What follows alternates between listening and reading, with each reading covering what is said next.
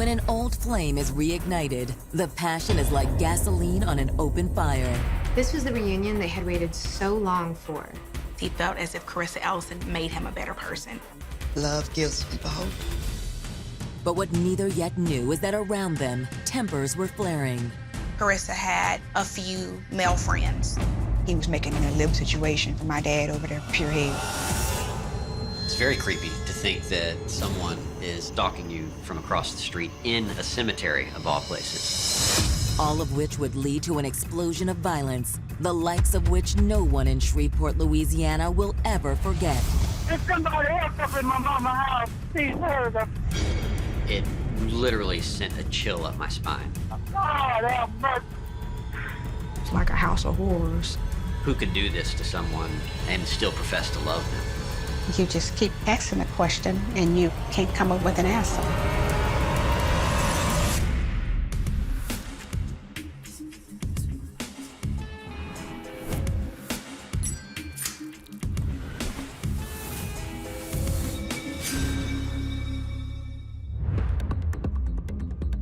July 18th, 2013.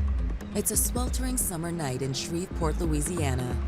But as the heat and humidity washes over the city, a terrifying storm is about to hit like a hurricane. It begins just before 10 p.m. when 911 dispatchers receive an alarming call. 911, what's your emergency? Man, my mama said I just got home from work. I'm not getting a heartbeat. Oh, my Lord. Mama! The caller identifies himself as 54-year-old Kelvin Ellison, and the victim, his mother, 78-year-old Irene Ellison. You can hear him wailing on the recording, like crying and wailing as he tells the 911 operator what he sees. Is she bleeding? Oh, yes, ma'am. She's bleeding from her chest, and I see a hole in her chest. Recognizing the gravity of the situation, dispatchers transfer Kelvin's call to the Shreveport Police Department. Shreveport Police? My mother looks like she's been shot. My sister's supposed to be here home sitting with her, and I don't know where the hell she's at. He's screaming, and he gets angry because his sister, Carissa Ellison, was the person that was supposed to be home watching his mother. As first responders race to the scene, Kelvin continues his unsettling phone call with police. Let me press my porch light on where y'all see my address. Hey, oh, Okay, sir, who's there with you? there's somebody else up in my mama's house. The 911 respondent did not know what was going on, and they kept asking, and he couldn't even talk. Oh, man. God, have mercy. That's crazy, man. God, have mercy. But what other evil discovery lurked inside the threshold of that home? And where was Irene's daughter, Carissa? It's just the first of many questions that will hold this city in its grasp. For when love turns to jealousy, the repercussions can be explosive. Nobody was prepared for that story. Like, nobody was expecting anything like that.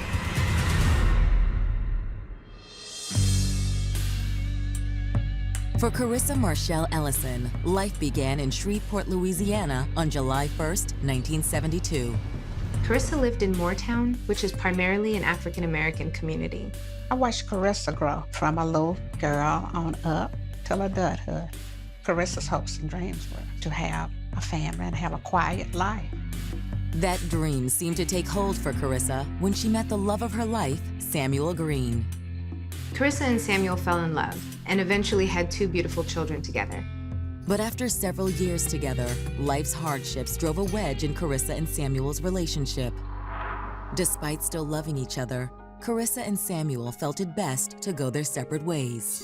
Carissa communicated to everyone the feelings that she had for the father of her children, and those remained even after years of not being together. She maintained a good relationship with her children's father, and they shared custody.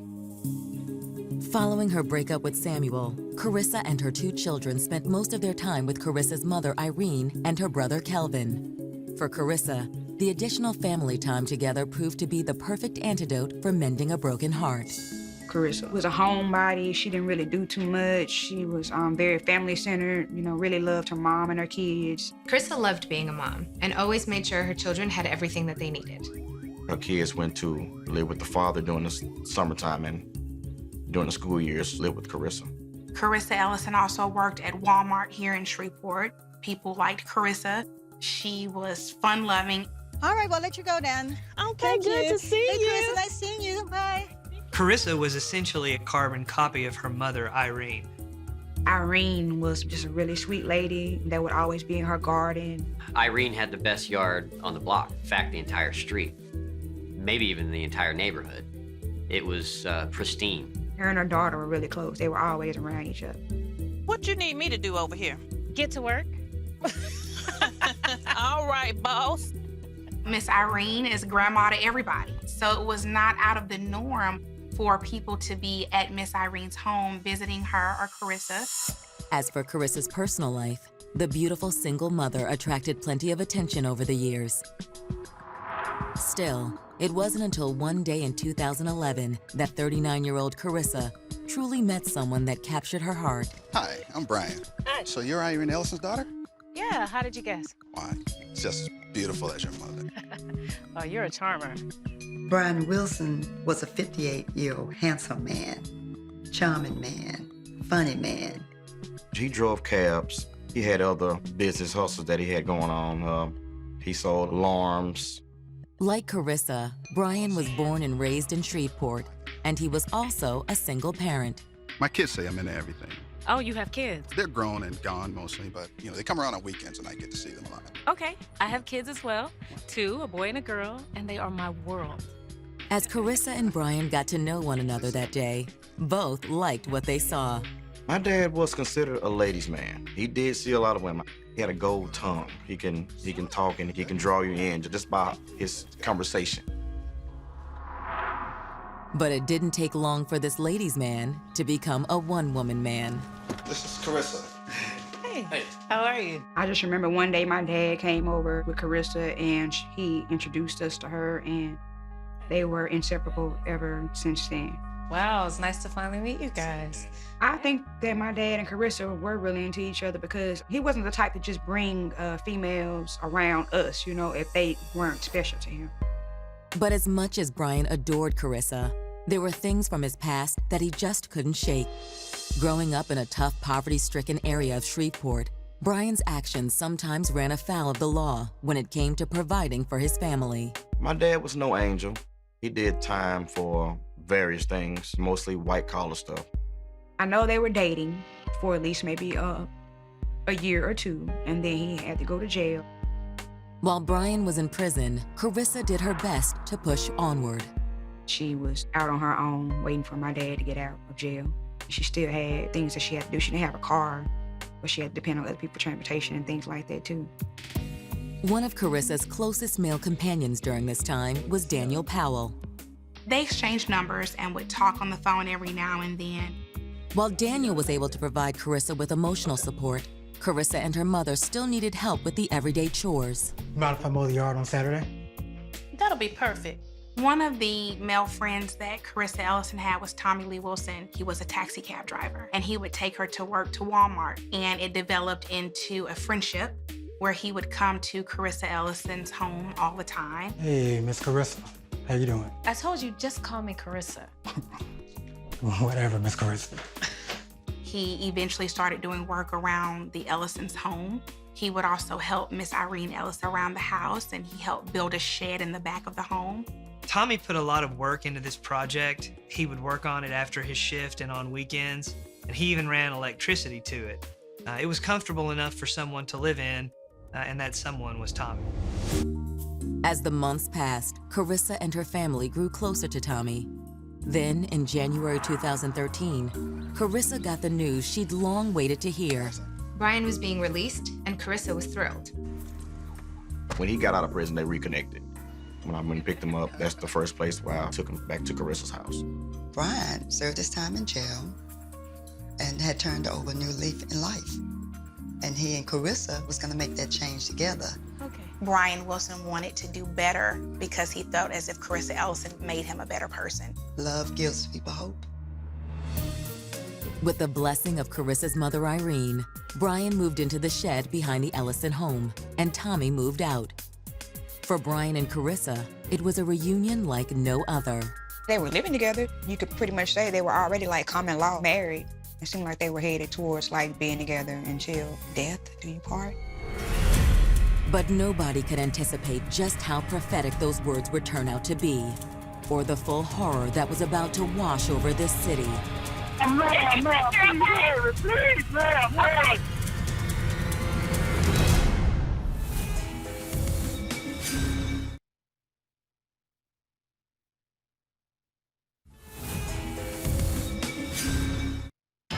After being separated for nearly a year, Brian Wilson and Carissa Ellison were excited to put the past behind them and start a new chapter together. I think it's very powerful when you find somebody that's finally for you. But on July 18th, 2013, hope gave way to heartache in the form of a terrible discovery. Carissa Ellison's brother, Kelvin, called 911 that night and claimed that someone had shot their mother, Irene.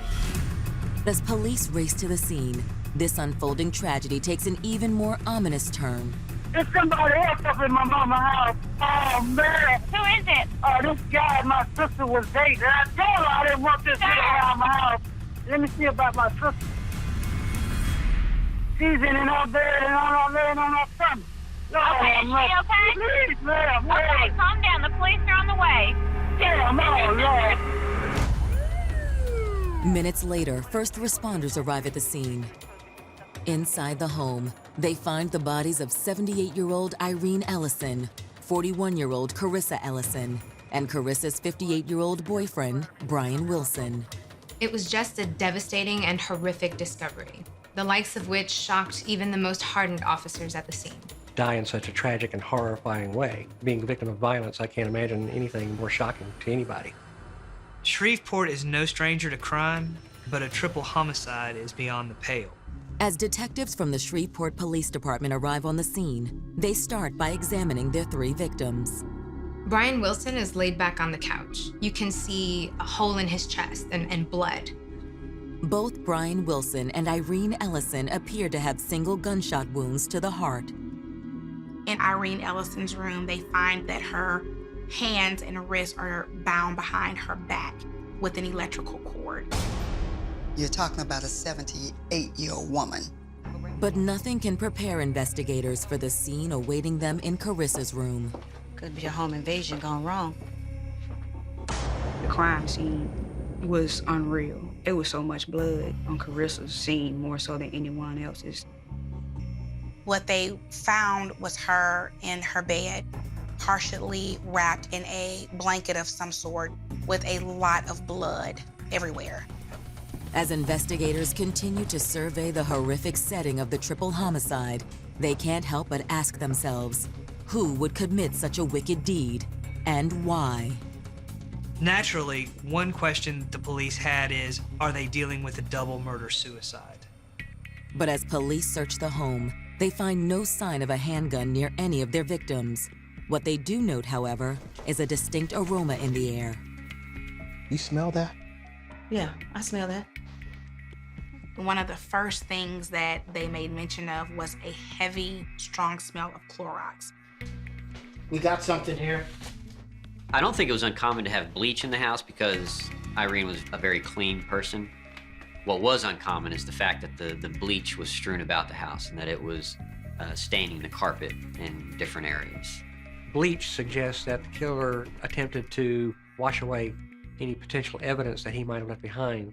The crime scene team looked all around the home and was able to see a bottle of bleach in the trash can. And when investigators opened the bottle of bleach, they noticed the presence of bubbles. Seeing the bubbles suggested that the bleach bottle had been used recently. You can assume that someone's trying to clean something up, and outside of cleaning something up, they're also degrading that DNA that they're wiping up with it. But who had the time and opportunity to clean up the scene? To answer that question, detectives turn to the families. They begin with Carissa's brother, Kelvin Ellison. I'm sorry for your loss. I know it's hard, but we got to talk about what happened here tonight. We're going to need you to come to the station and make a formal statement. I understand, Detective. Whatever you need me to do, I'll be glad to help. As officers transfer Kelvin to the station, detectives begin notifying the rest of the families. The news is more than anyone can bear. My brother said, Daddy died. I was like, okay, I'm thinking natural causes. But then he said, Daddy got murdered. I just immediately broke down. I couldn't contain myself. It kind of tore my heart out of my chest. It took a lot of life out of me when I found out about what happened. While detectives are on the phone with Brian's family, Brian's children reveal their own suspicions about who may have killed their father. My dad got along real good with all the family, but just Carissa's brother, they always had their confrontation. Every time that he would come in the house, the brother would get into it with Carissa and his mom. What's up, man? What's happening? Nothing, work. There's all these guys in here, man. We're just some friends, you know? I think you and your friends need to find another place to play, man. Kelvin. Carissa's brother did not like a lot of traffic in his mother's home, and it had some problems with some men that had come around. He was making the living situation for my dad over there pure hell. Carissa's brother felt like if his sister was going to entertain these men or be friends with them, they should do it somewhere else. Why does every time he in here, he act like this is his place? I don't like it, Carissa. We thought maybe, okay, he just got fed up with my dad being there and Miss Irene, and Carissa sided with my dad, and that upset him, and it just made him go off or whatever. So that's what we were thinking at the time. Detectives begin to wonder, could Carissa's grieving brother really be involved in the triple homicide after all? The brother obviously had access to that home, so naturally they would look to him. As police prepare to sit down with Kelvin about the events of the night, no one knows if he will take them one step closer to the truth or deeper into the shadows. It just was like a scene out of a movie or something.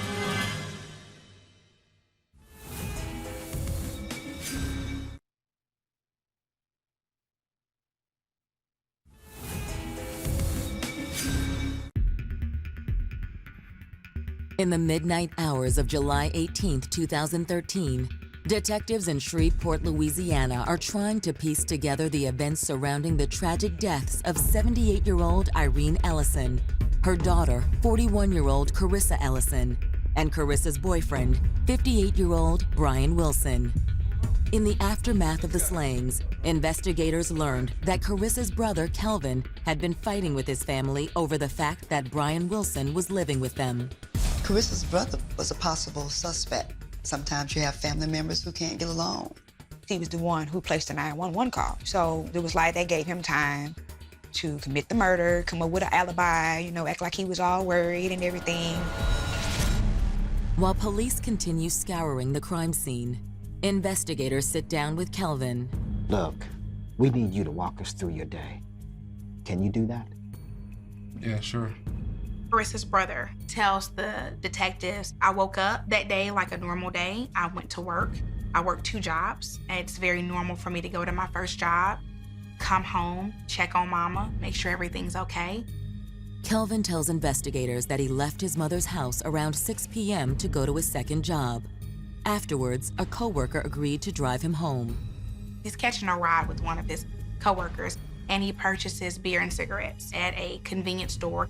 When he returned home, he discovered that normally the mother would have the porch light on, but on this particular day, the porch light was off. He also noticed that the side door that he goes through wasn't locked. It opened right up when he went in. So when he goes in, he's already suspicious of what's going on.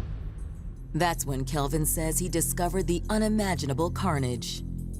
So you live in the home with the 3 victims, correct? Brian ain't living there. He just stayed there. Does anyone else live in their home? Yeah, Carissa's kids stay there, but they're currently with her father for the summer. Okay, I know it's been a hard night, but we're gonna need to confirm some things. So can you give us the numbers of your coworkers and the names of your coworkers and the name of the convenience store you stopped by? Meanwhile, crime scene investigators make a discovery that gives everyone pause about Kelvin's story. During the investigation, they found drugs in Carissa's brother's room. Brother had some run-ins with the law. Carissa's brother doesn't have a perfect history and had some problems with drugs. His mother and him had a lot of friction as far as his behavior on account of his drug use. Many times when drugs are present, that causes people to act violently. Kelvin, You haven't been totally honest with us. We found the cocaine in the bedroom. Yes, man. Have you had any drugs today? No, nothing like that, man. I've been at work all day. Look, I told y'all that. Look, you gotta understand, man, I would never hurt my mother or Carissa. Not one single hair. Look, I told y'all I was at work. Y'all don't believe me? Y'all can check with my coworkers. Heck, if you can even go to the convenience store and ask them, they'll confirm everything I'm telling you. And they'll tell you I'm telling the truth. At the convenience store, they were able to find surveillance footage and to actually see Carissa Ellison's brother in the store purchasing items, just as he stated, beer and cigarettes. Investigators spoke with co-workers of Carissa's brother.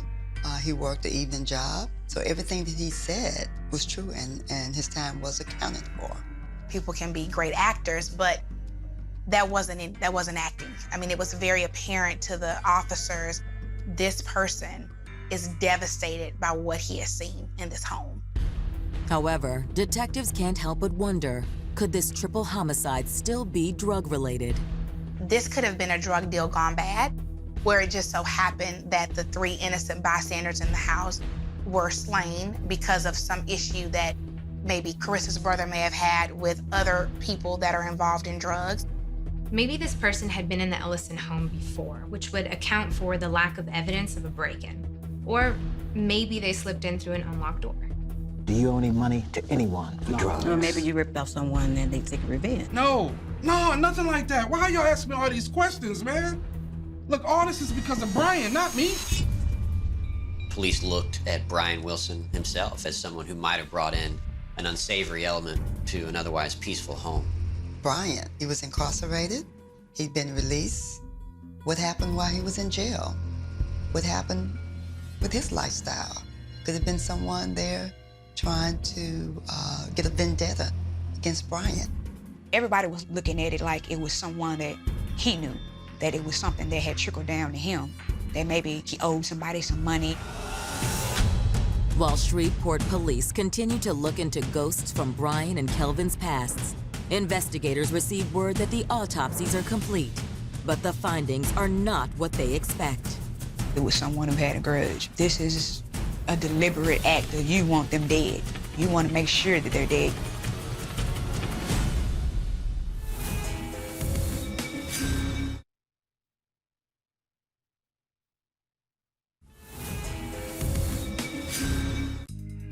Less than 24 hours after the bodies of Carissa Ellison, Irene Ellison, and Brian Wilson were found inside their Shreveport, Louisiana home, detectives still suspect drugs may have played a role in their murders.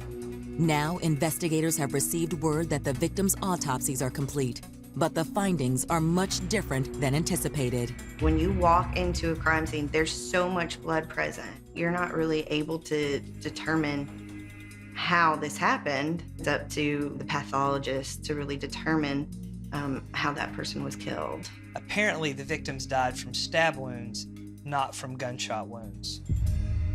It was a shocker. We had gone a good 12 to 14 hours thinking that it was gun violence. News of the stabbings changes the nature of the murders and raises another chilling possibility. Shootings, okay, yeah, that's kind of random, but when you take the time to stab people, that's personal. While 78-year-old Irene had not been able to put up a fight, defensive wounds found on Brian Wilson's hands and arms indicate that he had struggled against his assailant before succumbing to his injuries. He was fighting. He wanted to live. He really was trying to save Carissa and her mom. They noticed that he had something under his fingernails, and so they were able to scrape them to see if there was any sort of DNA evidence. While Irene and Brian each received a single stab wound to the heart, Carissa's injuries are even more grim. Carissa got it the worst of everyone. Carissa Ellison has multiple stab wounds to her neck, chest, and back, and obviously she has an extreme amount, more than the other 2 victims in this case. It was obvious that she bore the brunt of the killer's outrage.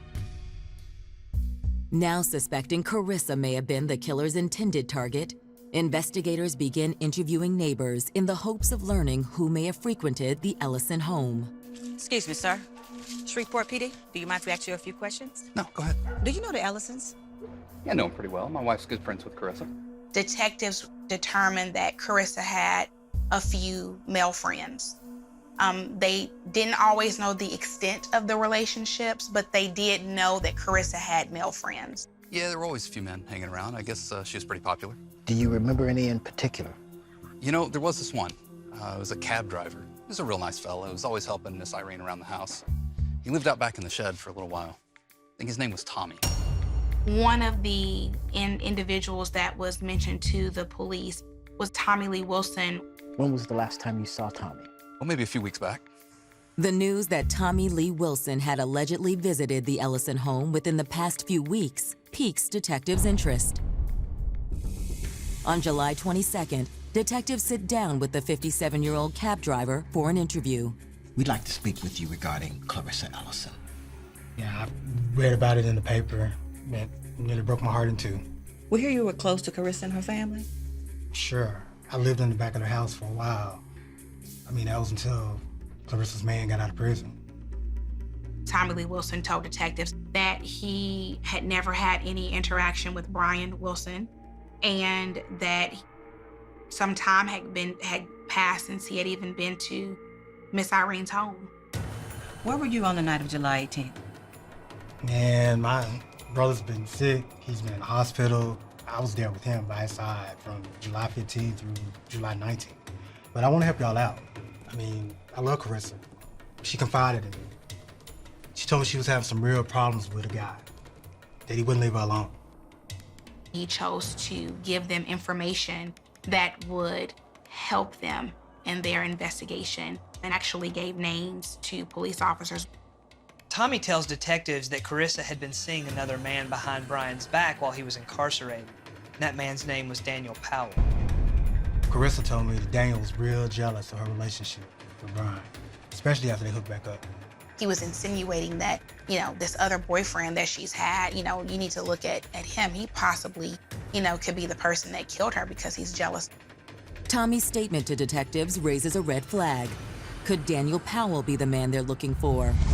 After collecting samples of Tommy's DNA, detectives track down Daniel and bring him in for an interview. We need to speak with you about your relationship with Carissa Ellison. We should talk on the phone every now and then, but it's been a while since I've seen her. Where were you on the night of July 18th? I was at work. Daniel provides police with his co-workers' names and numbers. And like Tommy Lee Wilson, he also agrees to submit a DNA sample. At this point, Daniel is certainly a person of interest, but they have nothing to hold him on, so they have to let him go. Investigators have to wonder, have they just cut loose an innocent man or a cold-blooded killer? As they're about to find out, desire and passion sometimes make strange bedfellows. That was no ordinary shed. That was a place for intimate secrets.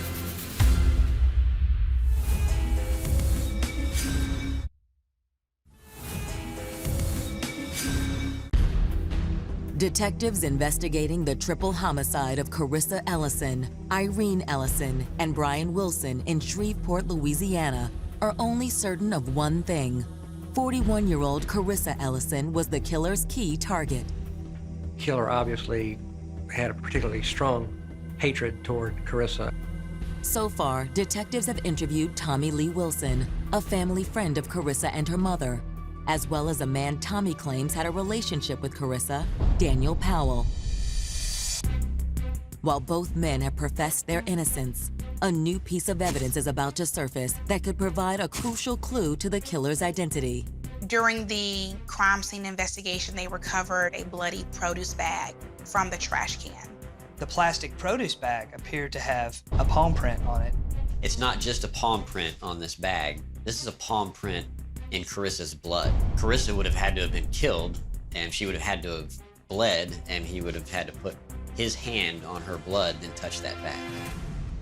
While investigators wait for a possible match on the palm print, they continue canvassing the Ellisons' neighborhood in the hopes of learning new information. It's a move that soon pays dividends. Evening, sir. How you doing? Fine, how are you?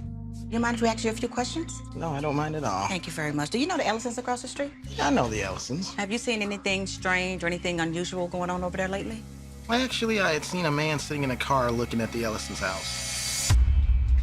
How long has that been going on? It's been going on about a few weeks now. There was what's described as like a drive-up area where you can drive into the cemetery and just park. And the vantage point from that position in the cemetery is directly in the direction of the Ellison home. It's very creepy to think that someone is stalking you from across the street in a cemetery, of all places. But just who was this mystery man seen spying on Carissa and her family? As detectives dive into this question, they receive a surprise visit at the police station. Hi, I'm Gwendolyn Myers. I need to speak with the detectives regarding the Ellison murders. Come on in, have a seat. Thank you. She was a good friend of Carissa's, and she knew of a confrontation between Carissa's brother and an ex-boyfriend that she thought would be relevant to the investigation. The brother actually had a confrontation with an ex-boyfriend who he believed was stalking his sister. And I believe he told him to leave the neighborhood. Would this ex-boyfriend be Daniel Powell? Oh no, this was Tommy Lee Wilson. The very man that purported to be a close friend of the Ellisons had in fact had a relationship with Carissa. She knew that Tommy and Carissa dated, and she would see Tommy bringing her to and from work. According to Gwendolyn, the relationship began when Carissa's boyfriend, Brian, was doing his one-year stint in prison. It was during this time that Tommy had helped construct this shed in the back of Carissa's home and had even lived there for a while. This shed effectively became Carissa and Tommy's love nest. Inside those walls, Carissa and Tommy's passions ran wild. But Gwendolyn says as the months ticked down to Brian's release date, Carissa had an epiphany. Carissa realized that she still had feelings for Brian and that she wanted to rekindle the relationship when he was released from prison. Tommy. Gwendolyn says it was just days before Brian's release when Carissa broke the news to Tommy. I just want to let you know that my ex-boyfriend is getting out of prison, and I still have feelings for him. And he's gonna need a place to stay. I understand. I can move back in with my brother. Okay. I hope we can stay friends. Of course. Gwendolyn states when Tommy moved off the property, Brian moved right in. Then, about 6 months after Brian's release, Carissa and Brian's passionate reunion came to an abrupt end. Tommy literally cut the cord that supplied power to the shed, in turn basically denying Brian, all the comforts of a home that Tommy himself built. And it's at this point, the stalking begins. The news of Tommy Lee Wilson's ongoing infatuation with Carissa is troubling for detectives. And there's still the issue of his alibi. Police had questioned Tommy on his whereabouts. He claimed that he was visiting his brother in the hospital. The detectives actually spoke with Tommy Lee Wilson's brother and asked him about the time frame that all of this took place, as well as Tommy Lee Wilson's whereabouts. Detectives determined that he was there, he left, and didn't return until after 9:30. That absolutely left him enough time to commit the crime. But it's what Gwendolyn says next that really grabs the detective's attention. Not too long after the murders, Gwendolyn ran into Tommy and talked to him about what happened. During this conversation with Tommy, Tommy seems saddened as well. He seems affected by it, but he's also offering really intimate details about the bodies. This is information that was not leaked to the media. No one's ever heard of this. The fact that he was able to give intimate details to her caught her not only off guard, but scared her. And that's not the only part of Gwendolyn's conversation with Tommy that raises a red flag with police. When she referred to Brian Wilson as Carissa's boyfriend, Tommy Wilson became very, very upset. His demeanor completely changes in his attitude. And the way he reacted made her kind of, take a step back. Armed with a possible motive, detectives run a background check on Tommy Lee Wilson. During this investigation, when Tommy Lee Wilson becomes a principal suspect, they of course do research on him. Tommy turned out to have a history of violence. 3 felony convictions, 1 for aggravated rape, one for simple escape and one for simple burglary. Detectives are now all but convinced that Tommy Lee Wilson is their killer, especially when they receive word from Daniel Powell's coworkers. You had an alibi, and his alibi checked out. Daniel Powell wasn't near the home at the time of the murders. He was at work. He was completely ruled out. Investigators feel they're one step closer to unraveling this shocking case. But the next piece of evidence may be the most important of them all. I think he thought that he covered his tracks, but he didn't.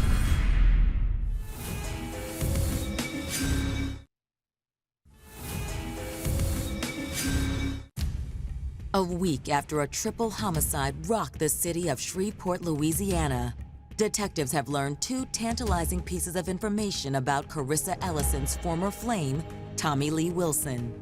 First, there were allegations that Tommy had been stalking Carissa for weeks prior to the homicide. And second, Carissa's friend and coworker, Gwendolyn, told detectives that Tommy had shared gory details of the crime with her, details that were never leaked to the media. Detectives are quickly able to realize that Tommy Lee Wilson's story is not adding up. But despite strong circumstantial evidence pointing to Tommy's involvement, investigators need another shoe to drop before they make an arrest. The DNA results could make or break this case. Marshelle Verana with North Louisiana Criminalistics Laboratory is tasked with analyzing the evidence. First, there was the suspicious knife that had been recovered from the Ellisons' kitchen. Detectives believed this might well be the murder weapon. Investigators saw that that knife was out of place, and they certainly collected it. So I swabbed the blade, swabbed the handles. Now with all of those swabs, I found no amplifiable human DNA on them, or nothing that I tested could we say was the murder weapon. But that wasn't all the test revealed. I had tested the presumptive positives that I had gotten for blood on many items of evidence, and then had tested the fingernail scrapings from Brian Wilson. There were substances recovered under Brian Wilson's fingernails that indicated that he had been involved in a struggle prior to his death. Investigators hoped that Brian had taken a piece of his killer with him. So the fingernail scrapings were consistent with being a mixture of two individuals. The minor contributor was consistent with being Brian Wilson, which is expected because that DNA was taken directly from him. The major contributor was an unknown profile that needed to be compared to the reference samples that had been submitted. Marshelle Verana compares the reference samples and gets a match. The major contributor in the mixture was consistent with the profile of Tommy Wilson. There was some sort of a struggle, and somehow Brian Wilson either scratched or did something that allowed him to get Tommy Wilson's DNA under his fingernails. As for the bloody palm print found in the Ellisons' trash, testing also links it to one individual. In this instance, Tommy Wilson touched the liquid blood and left his print behind. Armed with the new evidence, investigators move swiftly. Tommy Lee Wilson was arrested on July 26, 2013 on 3 counts of second-degree murder, and he was later indicted for 3 counts of first-degree murder.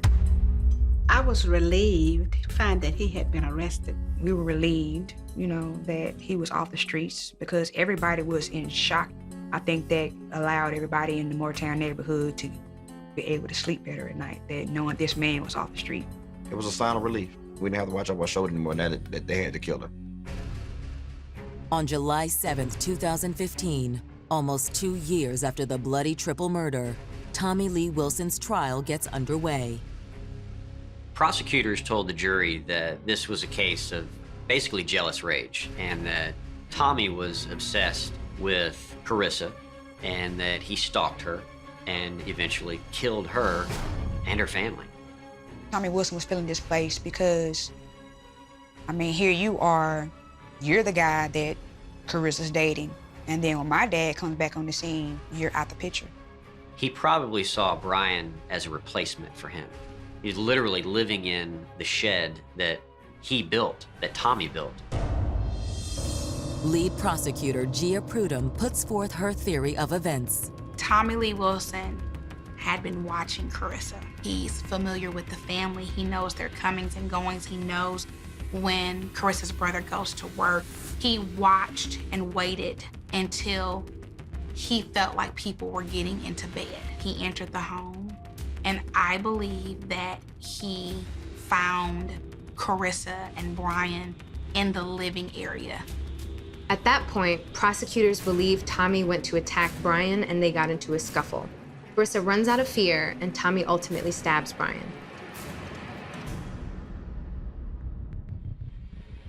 He then goes after Carissa and attacks. He starts stabbing her, and by this time, Irene is alerted. She hears the noise, goes to check it out, and he forces her back into the bedroom. And she's trying to get away from him while he's trying to, bound her hands. He hits her on her head. He ties her and stabs her and kills her because she's the only witness now. That's natural to be jealous like that. But to be jealous and lash out like that to where you have to force entry into a house and murder 3 people, I think that's... Goes back to saying it's heartless, very heartless. The most powerful evidence that was presented was the bloody palm print, the blood belonging to Carissa, and the fact that the palm print was that of Tommy Wilson. And of course, coming close to that would be the DNA evidence found under the nails of Brian Wilson. I don't think that was by chance that my dad ended up with his skin or his nails. I think that my dad calculated in his mind that, if I'm gonna die today, you're gonna go to jail.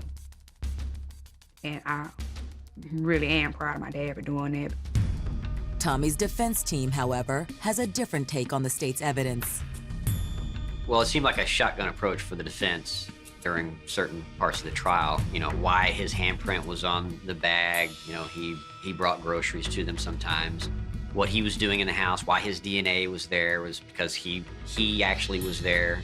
Tommy had lived in the shed himself before.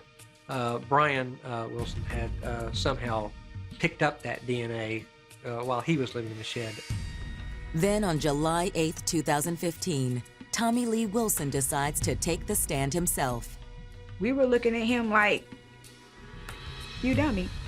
I actually think he was advised not to take the stand. Tommy Wilson's story was, I wasn't there, I had nothing to do with this. During the cross-examination of Tommy Lee Wilson, he confused himself and couldn't even keep up with the answers he had formally given. I think he thought that he was going to be able to finagle his way out of it.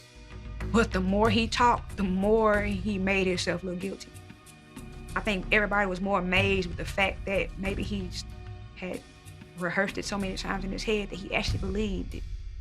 Following closing arguments, the jury retires to deliberate Tommy's fate. I want to say the jury took maybe about an hour, if that long. The verdict was guilty. 3 counts, first-degree murder. He was given life in prison without the benefit of probation, parole, or suspension of sentence. However, Tommy's guilty verdict only provides the victims' 2 families with half of the closure they need to make peace. It made me feel real angry, that you won't, even though all this evidence is stacked up against you, you still won't admit or apologize or, at least say something to the family, I'm sorry that this happened. We didn't get any of that. As for the events that culminated in this tragedy, it serves as a bitter reminder how love can bring out the best and worst in all of us. It's a message to be given to any young woman that this too could happen to you if we are not careful. Check out the background, the history of the individual, and if they show any signs of abuse, then you should walk away or get assistance from the appropriate authorities. I mean, you just never know what somebody is thinking. Like, you never know how people deal with rejection. Some people move on and some people just can't let go. In this case, Tommy Wilson couldn't let go. And it was like, if I can't have you, nobody can. And he made sure of that. There are so many people that were affected and remain affected by this senseless act. Brian's kids lost their father that day. Carissa's children lost their mother and their grandmother that day. As for Carissa's brother, he not only lost his sister and his mother, but the memory of that horrific day is one that will not soon fade. The thing that I remember most was that 911 call that the son placed. I'm a son, I love my mother very much. It put me in his shoes, and it was extremely sad to hear. I remember that striking me. I was really sad about that.